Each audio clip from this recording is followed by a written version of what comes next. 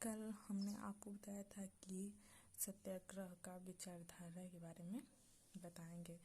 तो इसका विचारधारा ये था कि सत्याग्रह सत्य की सामर्थ्य यानी सत्य की शक्ति पर जोर देता है और सत्य की खोज पर जोर देता है। ये सुझाव देता है कि यदि आपका उद्देश्य सत्य है, यदि आपका संघर्ष किसी अन्याय के खिलाफ है, तो आप बिना फिजिकल फोर्स लगाए बिना भी किसी बैटल को, युद्ध को जीत सकते हैं।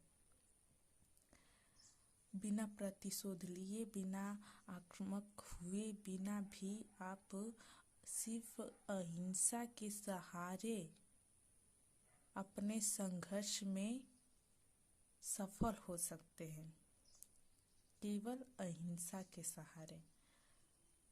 महात्मा जी विश्वास रखते थे कि ये अहिंसा का धर्म है जो पूरे भारत को एकता के सूत्र में बांधता है, जो पूरे भारत को एकता के सूत्र में बांधता है। और 1919 में मैं बताई थी रॉलेट एक्ट के बारे में। उसी समय जलियांवाला बाग हत्याकांड हुआ था। अब हम जलियांवाले हत्याकांड के बारे में पढ़ेंगे।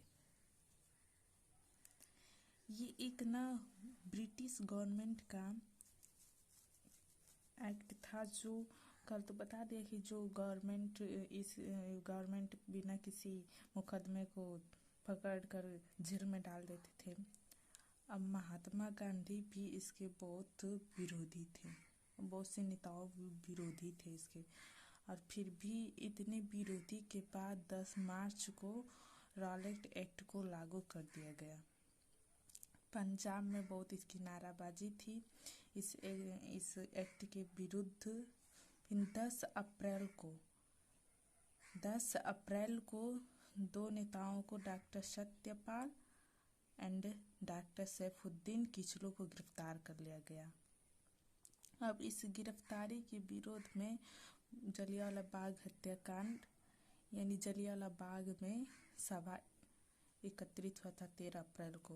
वहाँ पे तो हजारों लोग इकट्ठा हुए थे। कुछ तो इसमें विरोध में इकट्ठा हुए थे, कुछ बैसाखी का मेला देखने के लिए आए थे। फिर जनरल डायर ने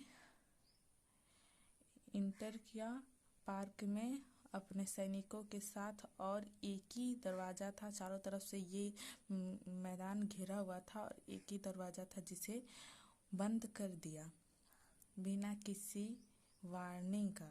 और फिर जनरल डायर ने अपने सैनिकों को फायर करने के लिए आर्डर दे दिया।